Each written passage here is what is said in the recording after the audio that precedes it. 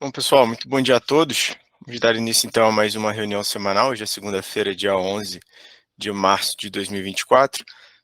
A gente começa, como sempre, vendo o que aconteceu aqui no cenário local. A gente teve uma semana que foi bem cheia aí de indicadores e acontecimentos, tanto aqui no Brasil quanto no exterior também. O Bovespa acabou fechando a semana aí em queda de 1,63%, cotado aos 127.070 pontos, com destaque principalmente aí para as ações da Petrobras, que recuaram 10% na última sexta-feira. Falando da temporada de balanços do quarto trimestre de 2023, ela segue aí em andamento. Já tivemos até o momento 46 empresas das 83 que compõem o índice Bovespa já reportando resultado. E de acordo com dados da Bloomberg, a gente tem aí 46,7% delas superando as estimativas de lucros até o momento. Na semana passada, o destaque positivo foram as ações da BR Foods, que subiram 12,3%, após reportar lucro líquido de 823 milhões de reais no quarto trimestre de 2023.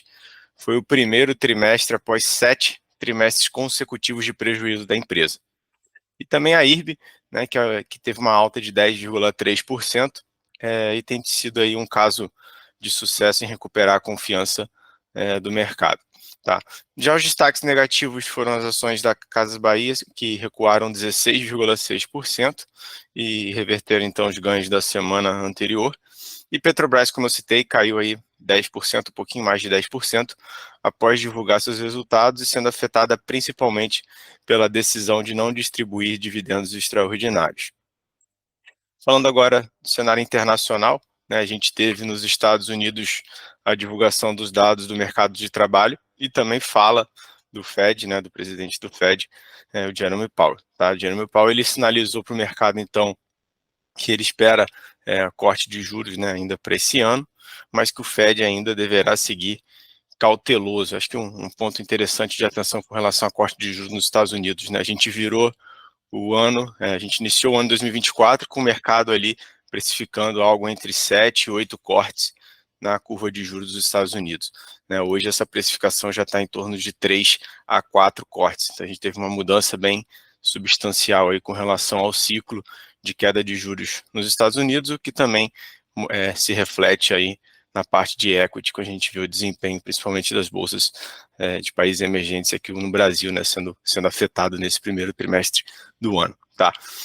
Voltando a falar do mercado de trabalho, né, a gente teve os dados do payroll sendo divulgados na sexta-feira, né, e mais uma vez o número de vagas criadas veio acima da expectativa do mercado, então foram criadas 275 mil novas vagas de trabalho nos Estados Unidos em fevereiro, acima dos 200 mil esperados, né, a economia americana segue ainda bastante aquecida, tá? No entanto, a taxa de desemprego teve um leve aumento, aí subiu para 3,9%.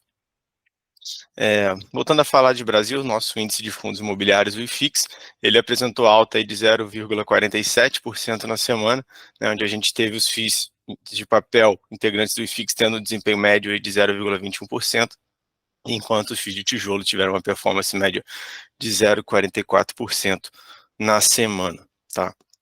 E na parte de moedas, né, a gente viu o dólar voltando a se valorizar na semana passada frente ao real, com ganhos aí de 0,53%, fechando aí cotado a R$ 4,98.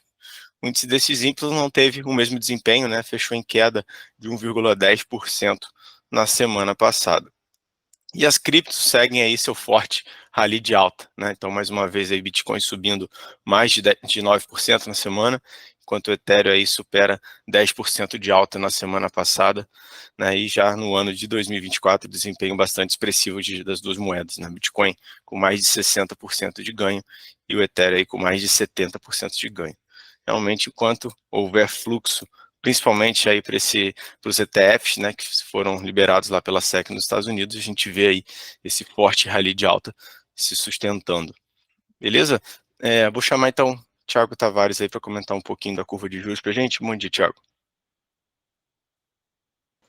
Bom dia, Gustavo. Bom dia, pessoal. Estão dando sequência aí, né? Então a gente teve aí uma semana onde o DI 25 teve uma queda ali de 0,5%, né? E o restante dos vértices ali tiveram uma alta semanal, né? Então, a gente teve o DI 25 fechando abaixo dos 10%, né, 9,89%, o DI 27 com uma alta ali de 0,68%, fechando ali acima dos 10%, né, 10,43%, o DI 29 teve uma ligeira alta de 0,35%, fechando a nossa semana ali em 9,97%, quase chegando aos 10% de alta, e o DI 31 com uma alta ali de 0,66%, fechando em 10,68, né? Então, acho que um dos motivos ali que acabou elevando essa taxa de juros aí futura para cima, né? Então, foi a fala ali do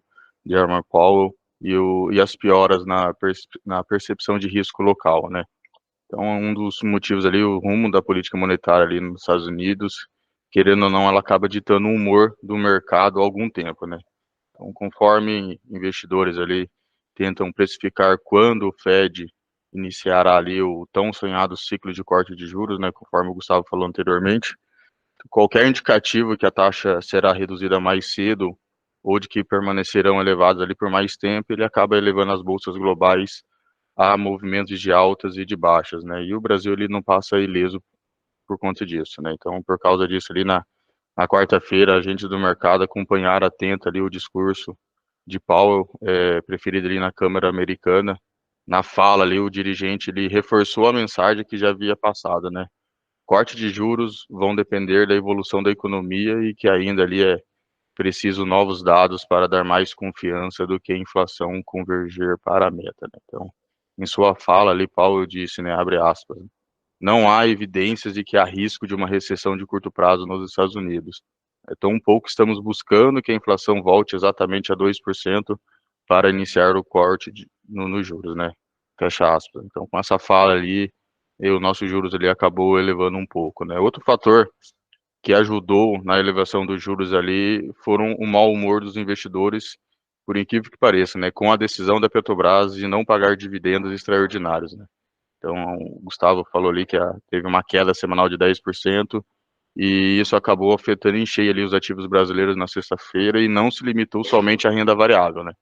A pior ali na percepção de risco deriva também de temores em torno de uma interferência política na estatal, e daí com isso acabou influenciando os juros futuros desde o início ali da sessão na sexta-feira e deixou em segundo plano a reação ali dos títulos do Tesouro Americano, né, ao relatório oficial do emprego ali do payroll dos Estados Unidos, né. E na nossa agenda semanal, essa agenda ali semanal será marcada ali por dados da inflação no Brasil e nos Estados Unidos, né. No Brasil, a expectativa é de alta pelo IPCA de fevereiro, que será divulgado amanhã, terça-feira, às 9 horas, né. Enquanto outros dados de atividade econômica referente a janeiro também deve ser acompanhado, com a venda no varejo, que será divulgado na quinta-feira às 9 horas, e no exterior, a atenção se volta aos dados de inflação ao consumidor de fevereiro nos Estados Unidos, que será divulgado também na terça-feira, só que às 9h30, tá bom? Obrigado, Gustavo.